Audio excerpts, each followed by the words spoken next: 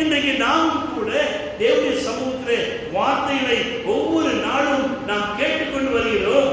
ஆனால் நமக்குள்ளாக விசுவாசம் இருக்கிறதா? நம்மை நாமே சற்று ஆராய்ந்து நிதானித்து சோதித்து பார்க்க வேண்டும். தேவனுடைய பிள்ளைகளே, பாட்டு மாதிரி பாருங்க. விசுவாசி காதில் பட இயேசு என்ற நாமம் விரும்பாயவர் செவியோனி இனிப்பாக பாசும். யார் காதலோட? நாங்கள் தான் விசுவாசியே இல்லை. நாங்கள் தான் விஷவசியாச்சு, செவுட்டு யூனியனாச்சு, நாங்கள் செத்து போனவங்களாச்சு. எவ்வளவு சொன்னாலும் நாங்கள் அப்படித்தான் இருக்கோம். நீங்க இல்லை. அப்படிப்பட்ட நாமோ விசுவாசத்தை வளர்ந்துள்ளவர்களாக இருக்கிறோம். அல்லேலூயா. தேவன் நம்மை தெரிந்து கொண்டிருக்கிற ஒரு காரணம் என்ன? அவிசுவாசியாயிராமல் யோவான் 20:7 வாசிக்கின்ற வேளையிலே தோமாவை நோக்கிய ஆண்டவர் சொல்கிறார், அவிசுவாசியாயிராமல் விசுவாசியாக இரு என்று சொல்லி. அதே நேரத்தில் பேதுருவை பார்த்து சொல்கிறார். மத்தேயு 14:31 வாசிக்கின்ற வேளையிலே அங்கு பேதுருவை சொல்லுகின்ற வேளையிலே, அற்ப விசுவாசியே ஏன் சந்தேகப்பட்டாய் என்று சொல்லி. அற்ப விசுவாசிகள் சந்தேகப்பட ஆரம்பிக்கிறார்கள். தேவனுடைய பிள்ளைகளே, ஒரு சிலர் அவிசுவாசியாக இருக்கிறபடினாலே விசுவாசமற்றவர்களாக சந்தேகத்திற்குரியவர்களாக காணப்படுகிறார்கள். ஒருவன் அவிசுவாசியாக மாறுவதற்கு காரணம் என்ன? தோமா அவிசுவாசியாக மாறுவதற்கு காரணம் என்ன? அவனுடைய வாழ்க்கை சரித்திரத்தை பார்க்கின்ற வகையிலே அங்கு ஆண்டவராய் இயேசு சீஷர்களோடு கூட அவர் கடந்து வந்து தன்னை உயிர்த்தெழுந்தவராய் காண்பிக்கின்ற வகையிலே சீஷருடன் தோமா இல்லை. யாருமே தோமா இல்லை. அவன் missing. If you are not in the church, if you are not the worship, you are missing the blessing. சீஷருடன் தோமா இல்லை. எனவே அவருடைய வாழ்க்கையினுடைய முடிவு அது மிகவும் கடினமாக இருந்தது. ஊழியம் செய்தான், கர்த்தருக்காக ஊழியம் செய்தான், நல்லது. ஆனால் அவனுடைய வாழ்க்கையிலே சீஷருடன் தோமா இல்லை. சீஷருடைய வார்த்தையிலே அவன் நம்பவில்லை. அவர் என்ன சொல்றது, நம்ம என்ன கேட்கறீங்க?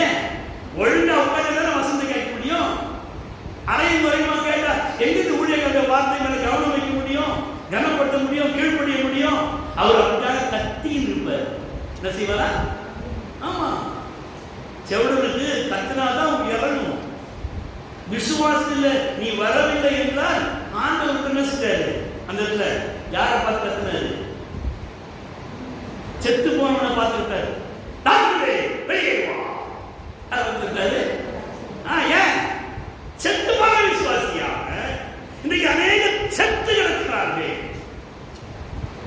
தேவனுடைய பிள்ளையே, இரண்டாவதாக சீஷருடைய வார்த்தைகளை அவன் நம்பவில்லை.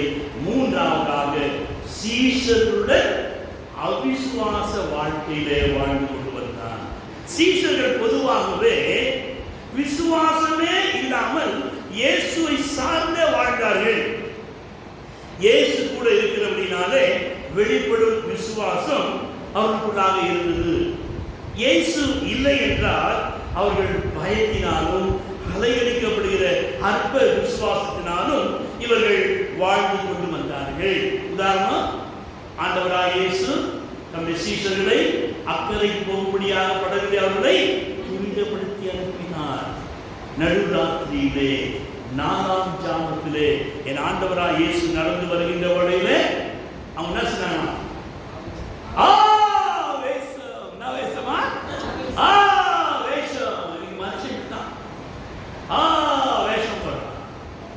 ஏன் பயம்? விசுவாசம் இல்லை. என்னை அனுப்பினவர் என் ஆண்டவராய் இயேசு. அவர் என்னை அனுப்பினார் என்றால் என்னை அவர் பாதுகாத்துக் கொண்டு வருவார். எந்த ஆவேசமும் என்னை ஒன்றும் செய்யாது என்கிற ஒரு விசுவாசம் அவர்களுக்குள்ளாக இல்லை. என்னுடைய பிள்ளைகளே, இங்கு தோமாவும் பேதுருவும் அவிசுவாசியாகவும் அற்ப விசுவாசியாகவும் இருந்தபடினாலே இயேசு கிறிஸ்து வந்த வழியில் தோமா இல்லை, பேரில் இருந்தார்.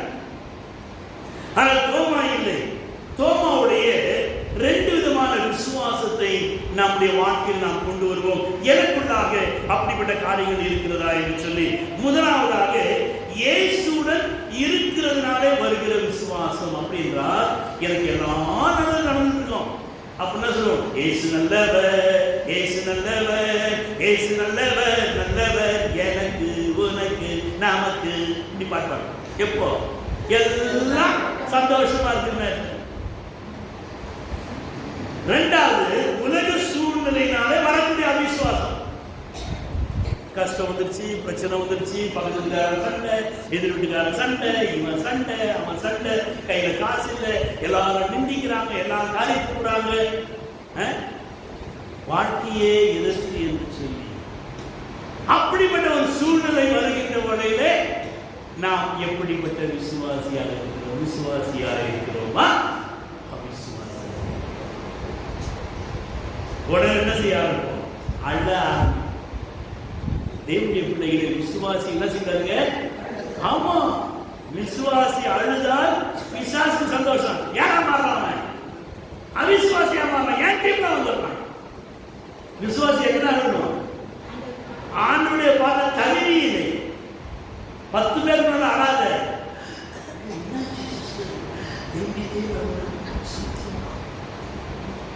உடனே ஒரு தப்பு கட்டி போட்டுருவான். ஏன்னா உங்களுக்கு பக்கத்துல செய்யணும்.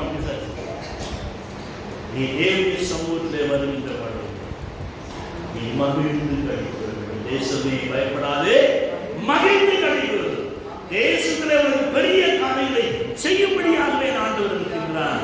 ஆனால் இவருடைய வாழ்க்கையிலே உலக சூழ்நிலை வருகின்ற வரையிலே அவிசுவாசத்தை வெளிப்படுத்துகிறவனாக இன்றைக்கு இந்த தோமாவும் மற்ற சீஷர்களும் காணப்படுகிறார்கள். தோமா பதறுகின்றான்.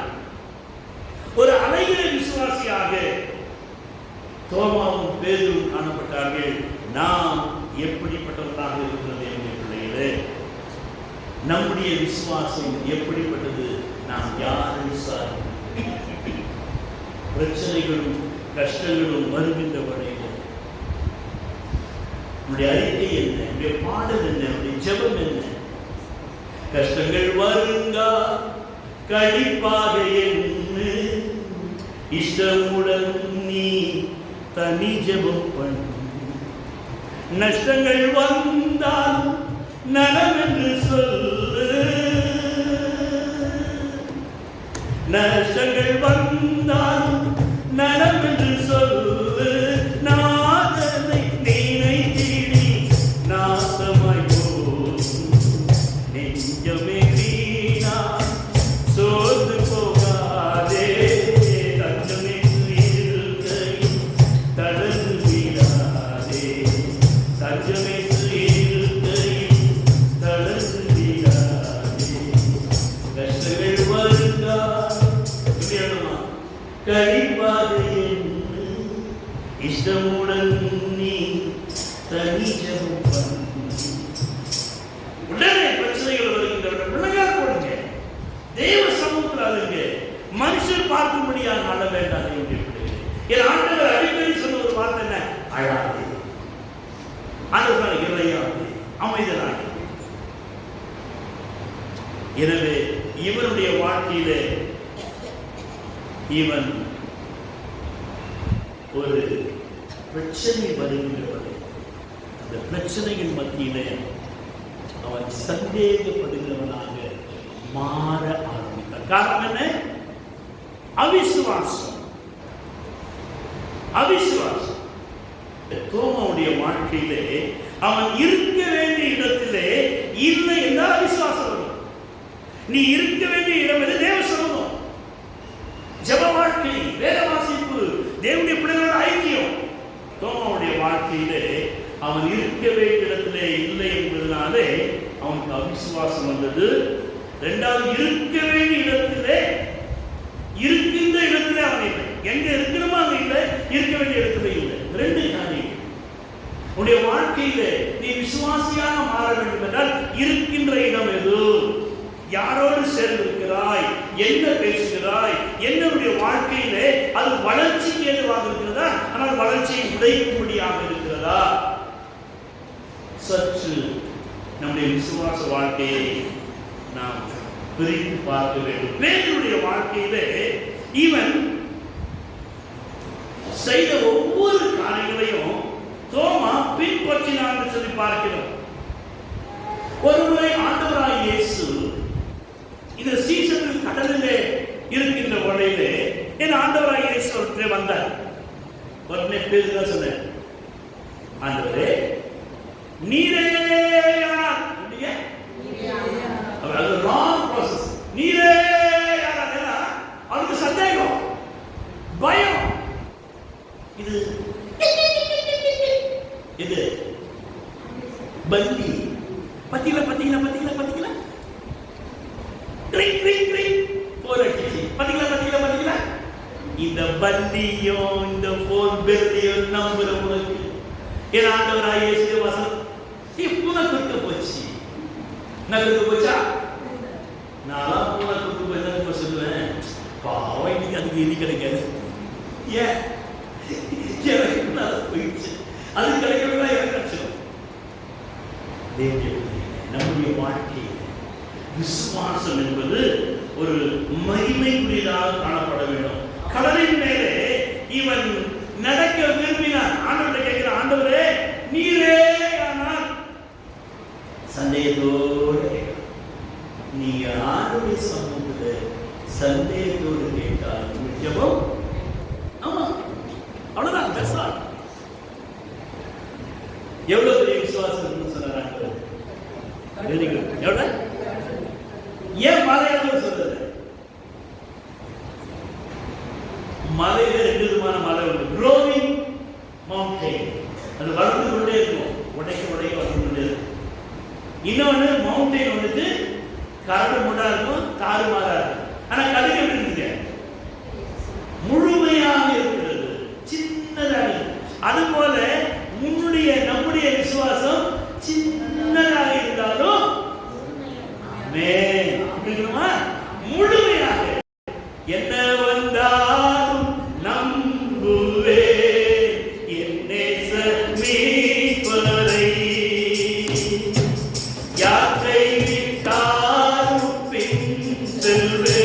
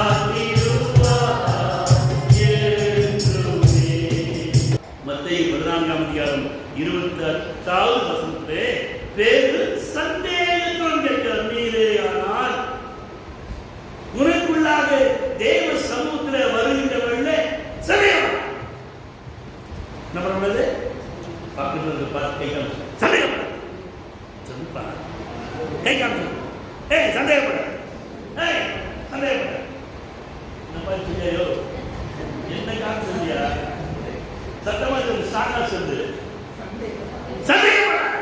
என்ன பண்றது? யாரை சொன்னீங்க? யாரை சொன்னீங்க? பக்கத்து சொன்னீங்களா இல்லையா? இப்ப யாரை சொல்லணும்? கிடக்கோ சந்தேகப்பட ஆமா, உங்களுக்கு நீங்களே சொல்லிக்கணும். நமக்கு என்ன இருக்கு?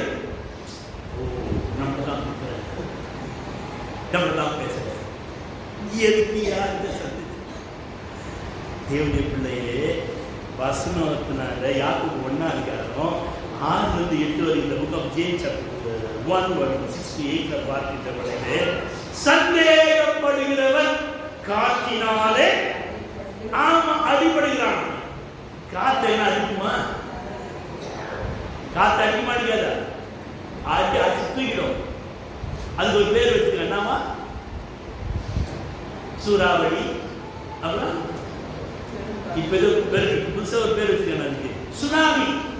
நவி சுனாமி யாருன்னா மாமிதான், மாமியாருக்கு தான் சுனாமி, மருமகளுக்கு. எல்லாரும் வீட்டில் அப்படி இல்லை பாவம்.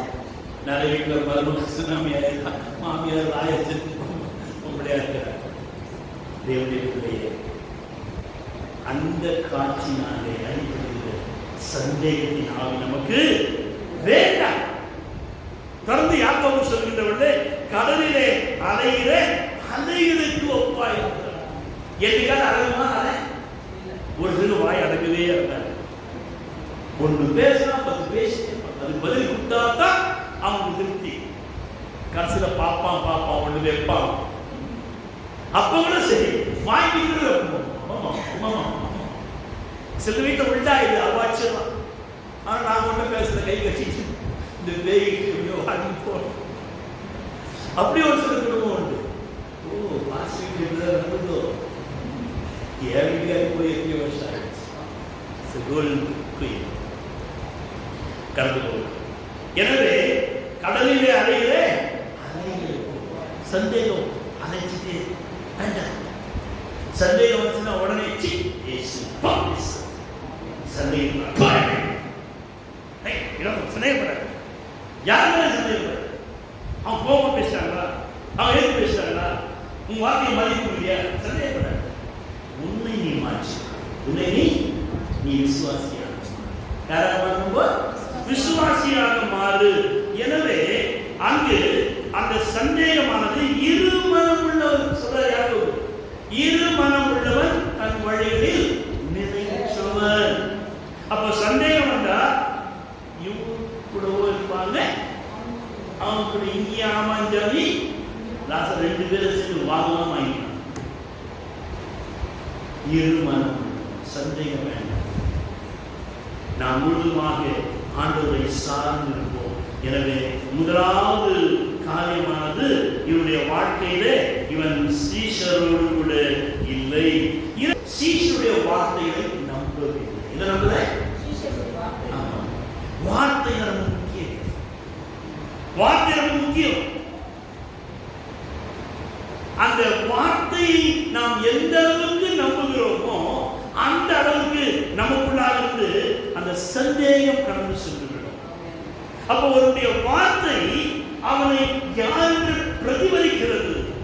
Your word only can show who you are. Your activities will show through your word. உன்னுடைய வார்த்தையின் மூலமாகத்தான் நீ யார் என்பதை அறிந்து கொள்ள முடியும். தேவனுடைய நாம் விசுவாசியாக மாற வேண்டும். சில வார்த்தை எழுப்போம், நாம் சொல்ல செய்யலாம், எழுப்போம், அது அவிசுவாசம். உடனே என்ன செய்யலாம்? விசுவாசியாக மாற. ஆமென். யாராக மாறணும்?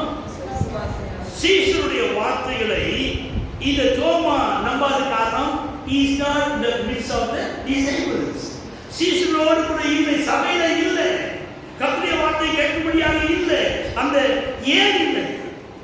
இந்த யோவான் 20 வாசி பார்த்தீங்கன்னா, ஆண்டவராகிய இயேசு அவர்கள் மீது ஊதி பரிசுத்த ஆவியை பெற்றுக் கொள்ளும்படியாக சீஷர்கள் மீது ஊதினார். அது யார் இல்லை? பரிசுத்த ஆவி இல்லை, அபிஷேகம் இல்லை. இன்னைக்கு அபிஷேகம் இல்லை, பரிசுத்த ஆவியில இது ஓடுறான், சபையா ஓடுறான். தோமா பரிசுத்த ஆவியின் அபிஷேகம் இல்லாததினாலே சீஷருடைய வார்த்தைகளை அவன் நம்பவில்லை. யோவான் 20:22 மிக தெளிவாக வாசிக்கிறோம். சபைக்குள்ளாக இருந்தால் அங்கு ஏற்றவள்ள பரிசுத்த ஆவியின் அபிஷேகம் உண்மையில் ஊதுவார், நீ பெற்றுக்கொள்வாய். இந்த விசுவாசம் எப்படி? எபிரேயர் 3 சொல்கிறவர்களே, விசுவாசமானது நம்பப்படுகிறவர்களின் உறுதியும் காணப்படாதவர்களின் நிச்சயமாய். இன்னைக்கு நிறைய பேர் காணத்தான் நம்புறாங்க. என்ன விஷயம், என்ன வல்லமை இறங்கிச்சு இறங்கிச்சு இறங்கிச்சு இறங்கிச்சு வெள்ளவதா புஸ்வானமாய் போயிடுச்சு.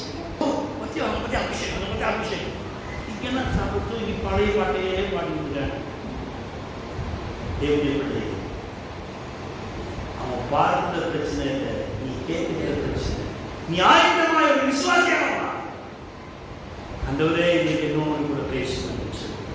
எனவே விசுவாசமானது வார்த்தையிலிருந்து வருகிறது, நம்பிக்கையானது வார்த்தையிலே இருந்து வருகிறது. என் ஆண்டவராகிய இயேசு அந்த வார்த்தையை தான் சேர்ந்து கற்றுக் கொடுத்தார்.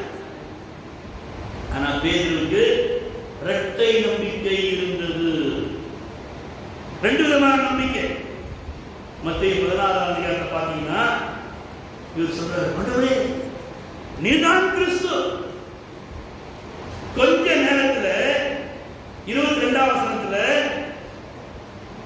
ஆண்டவராகிய சொல்றார், பாடுகள், உபத்திரவங்கள், பிரச்சனைகள், கஷ்டங்கள், சிலுவை என்று பாடுகளை சொல்லுகிறவர். ஆண்டவரே இது உங்களுக்கு நேரக்கூடாது. உடனே அவர் கடிந்து கொள்றார்,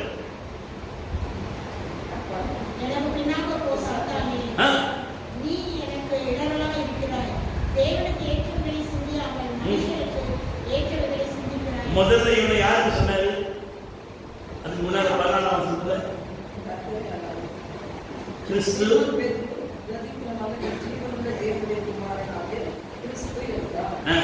அதற்காக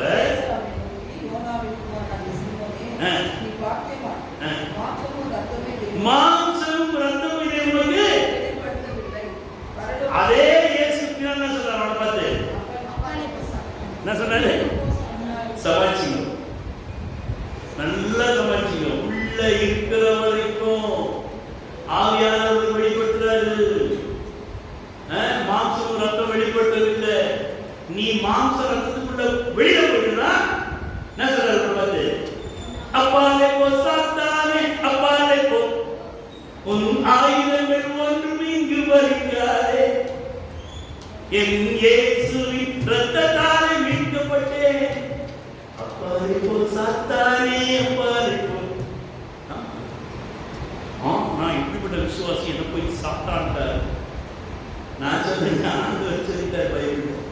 சீனியர் மோஸ்ட் பேரு, வயசுல பெரியவன், well trained leader. The Spirit of God revealed him. But when he comes to the flesh, then God said, get off.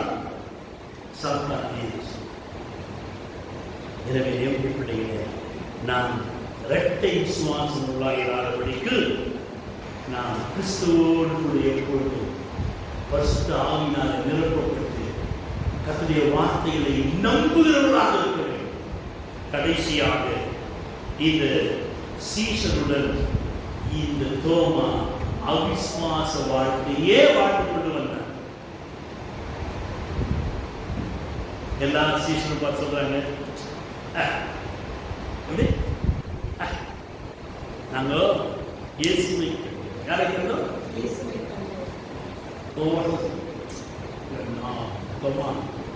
Miss பண்ணிய ஒருத்தவங்க சொல்றான், இன்னாவே நீ மிஸ் பண்ணிய. இன்னொருத்தவங்க சொல்றான், என்ன ஒரு முகம். இப்படி ஒவ்வொருத்தரும் வந்து சொல்ல டார்கெட் பண்றாங்க. தோமா பார்த்தா கீழே விழுந்தோ மீசையில நீ விசுவாசம் தான். அதெல்லாம் சும்மா கதை, நீங்க சும்மா சேர்ந்து எல்லாம் ஃபுல் பண்ண பார்ப்பீங்க. நான் அவரை தொடணும், நான் பார்க்கணும், காணணும், நான் தொடணும், அப்புறம் காயத்தை நான் பார்க்கணும், தொடணும், அப்பதான் விசுவாசிக்கணும். இன்றைக்கு அநேகதான் காரணம் என்ன? ஐக்கியத்தில் இல்லை, வசனத்தில் இல்லை, ஜெபிக்கிறது இல்லை, வேத வாசம் வாசிக்கிறது இல்லை, கைக்கு சபைக்கு வர்றதில்லை. கடிந்து கொள்வதை கேட்கும் காது ஞானிகளுக்கு தங்கும். எனவே ஒரு பிள்ளையை கண்டியாமல் தண்டியாமல் விடாதே. பிறப்பினால அறிவினால் அவன் சாவான். தெளிவா சொல்ற. இவனா சேர்ந்து இந்த தோமா சொல்றாங்க. தோமா செய்யறாங்க, நம்பல. ஏன் அவன் பதறான்?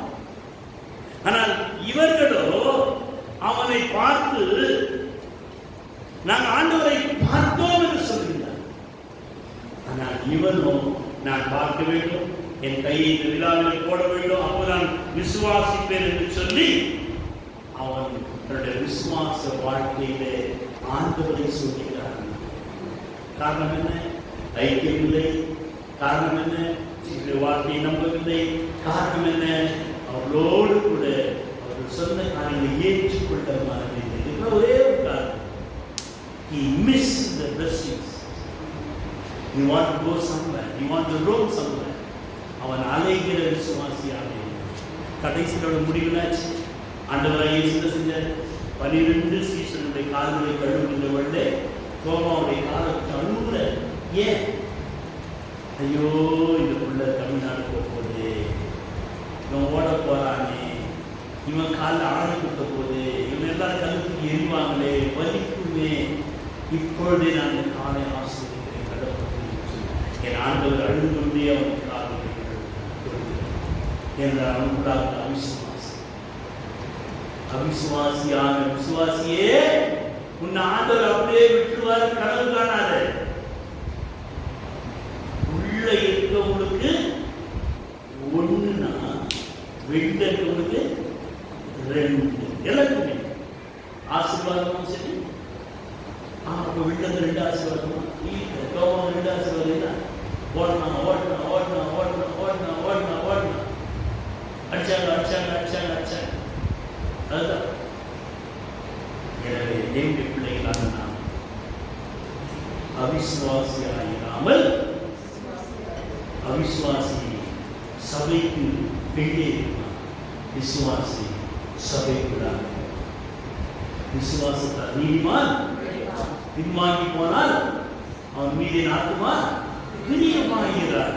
ரோமர் 12 விசுவாசத்தால் நீதிமான் பிள்ளை